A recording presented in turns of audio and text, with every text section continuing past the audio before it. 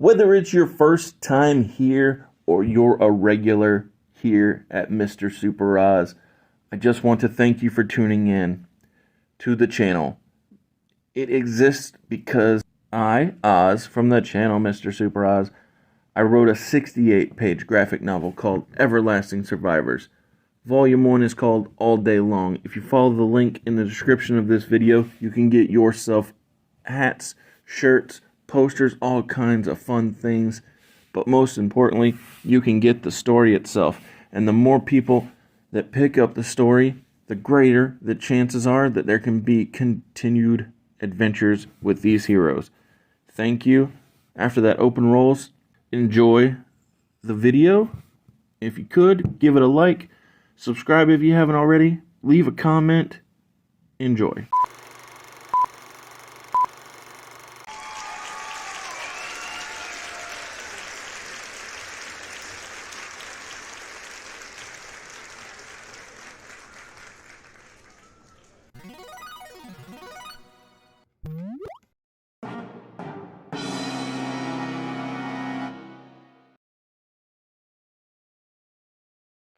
Normally, I'm against text popping up on the screen, but this has a very beautiful space design with that bright and vibrant rainbow bridge, so I like it. We open with a voiceover explaining how all bow down to Odin. Once a winter, he sleeps, and this is when the wicked descend on his kingdom. Nice visuals mixed with great verbiage. It's revealed Loki is the one talking, and that makes sense because he's got beef with Thor, Odin, and all of Asgard. While explaining this, it's revealed while Loki is talking, he's actually talking to Bruce Banner. It's a great setup. Only one day is left of the Odin sleep. This day is the day Loki plans to destroy him. Awesome so far. Then the Warriors 3 mess with each other about who is the best. This happens as Thor looks across the madness of this eternal struggle. Lady Sif warns Thor, when the struggle ends, then comes Ragnarok, which is basically their apocalypse, their end times. Speaking of warnings, Bruce Banner warns Loki of the destruction the Hulk can bring, but Loki has Amora, this enchantress, by his side, and intentionally makes Banner mad to release the Hulk, only for Loki to get the enchantress to do magic and separate the Hulk from Banner. Amora literally pulls Bruce out of the chest of the Hulk. Loki says now, and at this point, an enchantment is put upon the Hulk and his body is under Loki's control.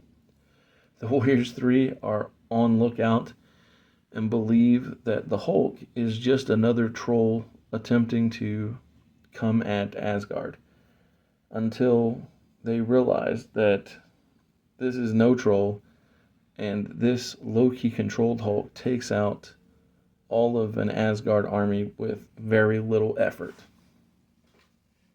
Bruce still trying to plead with Loki and tell him that he can't control the Hulk, although he seems to be doing a pretty fine job of controlling him, so I'm not sure that Bruce is actually accurate in this, because Loki has, broken his way through the royal gate, and Thor requests that Lady Sif protect his father in case that he fails to stop the Hulk. Thor's hammer falls and knocks Hulk away, but that lasts nearly no time as the Hulk comes back and Loki reveals that he is in control of the Hulk's body. It's very odd hearing the Hulk speak so poetically. It almost seems as if this enchantress might be into Thor. She seems in pain with the idea of Thor being in pain. Yep, her face gives it all away. When the Hulk crushes Thor, somehow it leads to Loki misunderstanding that it isn't strength, but rather worthiness that allows Thor to lift the hammer, because Loki attempts to use this Hulk vessel that he is manning to lift Mjolnir, but this movie seems to forget that it's not sheer strength, but actually goodness, and like the magic of the hammer itself that allows it to be lifted. For Odin, for Asgard. Hulk has broken free from Loki, but the Hulk is now solely rage incarnate and still decides to beat up Thor, because I guess that's just the fun thing to do here for this rage monster. Loki laughs, thinking how that this is actually fine. Basically, he's getting what he wants regardless of whether he's in control of the Hulk or not. And now Loki sees Bruce Banner as completely pointless, and I assume that the Enchantress will set right what was done wrong with Banner and Hulk being separated. I mean, maybe I'm wrong, but because she's into Thor and Loki's not in control of the Hulk, maybe she'll fix things. We'll see. Hulk seems to have defeated Thor, and yet the Hulk doesn't stop beating Thor. He goes really aggressive, and it just shows the influence Bruce Banner has on the rage monster. Hulk did so much damage to Thor that he even sees Hela, the the overseer of the Asgardian underworld, for a moment. That is until Thor comes to, I guess is what you would call it. And instead of dying and being taken to Valhalla, he sees Amora, the Enchantress, and she helps him get with it. When Amora wakes Thor with a kiss, we then see Hulk fight the royal guards off, and the Hulk gets ever closer to Lady Sif. Thor arrives at Loki's throne, and Loki believes that he already had his brother defeated, only to realize that his partner has turned on him. Again, Amora makes the big difference here in this fight, because she announces to Thor that Loki has already killed Banner, which means that the Hulk can't leave Asgard, as he's just a rage monster. It seems we'll be going to Valhalla after all, even though I thought Thor was going to be going earlier, but he stayed off the trip. Thor sends Amora to help Sif, and neither are happy to be working together because they're both into Thor. Thor and Loki are also not happy to be working together in the underworld to get Bruce Banner back to the living world. It's interesting enough, just the sheer idea that Loki calls Hela his daughter. Was she always his daughter? I have to look that up, because I know in the movies she's actually their sister. But maybe the movies changed it because they're pretty free to do what they want in the MCU. Bruce in the afterlife is very idyllic. He's with Betty, and they have a son, and it's nothing like you would expect from what these warriors imagine the afterlife to be like. Hela has no desire to give up Bruce Banner, but very smart Loki says that she only has half of her prize, and Loki actually is able to manipulate Hela into bringing the Hulk to them, and which is good because he's made his way to Odin's bedchambers, and Amora and Sif are in rough shape. And so when Hela does bring the Hulk to the afterlife, it's very beneficial to Asgard in general. Thor informs Banner he is needed, and Bruce cries out, "No!" It's sad that Bruce was finally free and now he must give up his piece. But Loki, by convincing Hela to bring the Hulk to, I don't know, this hellish afterlife, it's very intriguing. But the biggest takeaway to me is not so much the intrigue, but the fact that Bruce is the true hero of this when he merges back with the Hulk to end all the chaos. And Hela returns Hulk to what they call Midgard because she's tired of, all this nonsense. But she does say that she needs to claim a soul.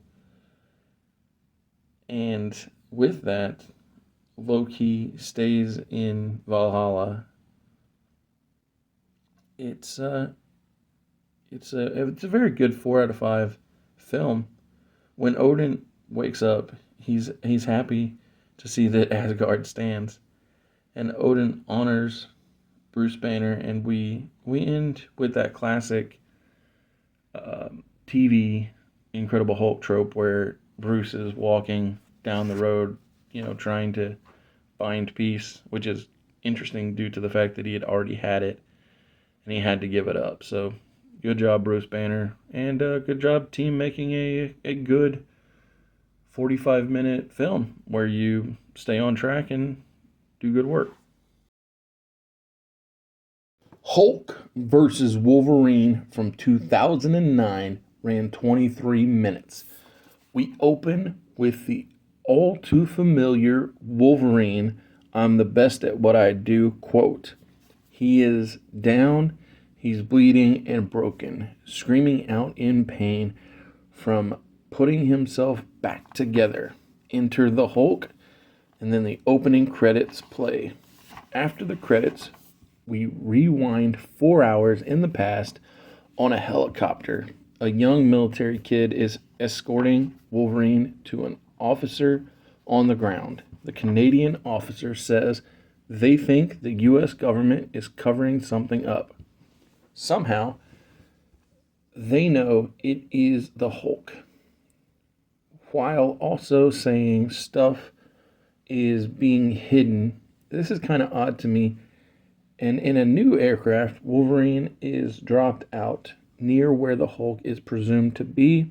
It's beautifully depicted, the natural landscapes, and Logan shares a drink of clear water with a wolf before following footprints. This is where Logan finds Bruce, and Wolverine smells that this so-called crybaby smells toxic, like the Hulk. Wolverine then calls him Misty, which I thought was pretty entertaining, given that he originally called him a crybaby. No more Bruce, now the Hulk appears. We return to where it all began. The Hulk creates a rock slide and they both fall, smashing all the way down while they fight in water. Then they exit the water. Wolverine stabs the Hulk in the back with both of his fists. Very intense, very well executed. This double fist backstabbing leads to the Hulk unloading his fury on Wolverine, but neither of these guys go down easy. Both men are bloody and exhausted. Then they both get hit with tranquilizer darts. Sabretooth thanks Logan, saying that his team has been trying to take down the Hulk for weeks. Before we see the both guys pass out, they show that Deadpool is taking credit for shooting Wolverine. This team also has Omega Red and Lady Deathstrike on it. Oddly enough, the next scene is Logan drinking and getting attacked. I assume this is him remembering the last time or the first time that he was captured, and I'm correct, because then he remembers the adamantium experiment that made him who he is now. These aren't good memories, but it's very pretty. The snowy fight with a bear. All of these flashbacks are really cool. We even see a tease of X-23, the clone of Wolverine, in this sequence. She's so tiny because all of these experiments, that's funny, are in a gestational state. Omega Red is not a fan of Wilson, as he calls Deadpool. Not even within Wolverine's own flashback. They're all on the same team, and in what makes me think of Rick Remender's run on X-Force, they're all in this black and gray X-Men style suit. But the thing is that even though it reminds me of Rick Remender's X-Force, the team itself is being referred to as Weapon X, which is extra odd because when I think of the term Weapon X, it is a name for Wolverine himself and not a team of people. Because the X actually stands for the Roman numeral of 10, or represents the Roman numeral 10, and Wolverine being the 10th attempt at making this extra powerful special weapon. The bad doctor, the one that put the adamantium in James Howlett, Logan, the Wolverine, wants to do the same thing that he did with Wolverine to the Hulk. He wants to erase Banner's memory and place him under his control. Wade Wilson Deadpool is amusing, so much so that he shoots Wolverine in the head just to test to see if it's still unbreakable. He's a very funny character, and I've actually liked the growth in popularity that he has attained as time has gone on. One thing that I don't understand, though, about this movie is Lady Deathstrike and Sabretooth both want to kill Wolverine, but in every understanding I have, they ought to be familiar enough with him to know that that's not something easy to do. Or possibly even possible. I'm not sure how to best state it. But Sabretooth and Lady Deathstrike are so into the idea of killing Wolverine that they killed the Doctor that made Wolverine the way that he is today to get him out of the way of them trying to kill him. Lady Deathstrike even tries the double backstabber to Wolverine that he did to the Hulk earlier, as if that it's going to have some magnificent results. It doesn't. As a matter of fact, Wolverine has way more luck beating the two of them, Sabretooth and Lady Deathstrike, than they ever had at beating him. Deadpool's so funny. Sabretooth lies to the team and says that the Doctor wanted Logan dead. But yeah, it's just, I'm so hung up on this idea that they think they can kill him. Wolverine breaks Bruce Banner out of his cage. It's good that these fights look good because the concept or the thought process behind them is where I'm getting disconnected from. And the story, that's where I get taken out of the story, is the logic behind these characters. So it's a good thing that everything is pretty while it's happening. If they just simply wanted him to suffer instead of die, I'd be far less annoyed with the villain team. Deadpool is such a bright side of this movie. He isn't angry, and he's ready to kill like everyone else, which is a nice change of pace because everyone else is so angry all the time, whether it's Omega Red, Lady Deathstrike, or Sabretooth. And, obviously the Hulk is always angry. And speaking of the Hulk, he's back and ready to smash. He even says he's ready to smash claw people, which I thought was funny. I like seeing Deadpool shoot the Hulk, but the bullets can't even pierce his skin. That leads to Deadpool putting a grenade in the Hulk's mouth, and now the Hulk wants to rip off Talking Man's head, which the writers really knew how to get the Hulk over with me by calling Deadpool Talking Man, Claw People to everybody else, and Little Man is what he calls Wolverine. I'm a big fan of just how amusing this Hulk has been written. Angry Hulk is bringing the house down on all of these villains, this Team Weapon X, and he hits Wolverine so hard that he knocks him far away from this destruction. we fade to black with Wolverine and the Hulk beginning to clash once again. This movie would have been really good, I think, had they introduced these characters with a different motivation. But because of folks that I believe should know Wolverine isn't easy to kill trying to kill him, I give it a fine 3 out of 5 overall. I do think that, Deadpool was fun, Wolverine was executed well, and Hulk was really good, but just those extra characters, not extra, but those ancillary characters being of the wrong mindset is what really did it for me. But thank you for tuning in. I hope you enjoyed this review. Come back for the rest of the week for additional content. Enjoy.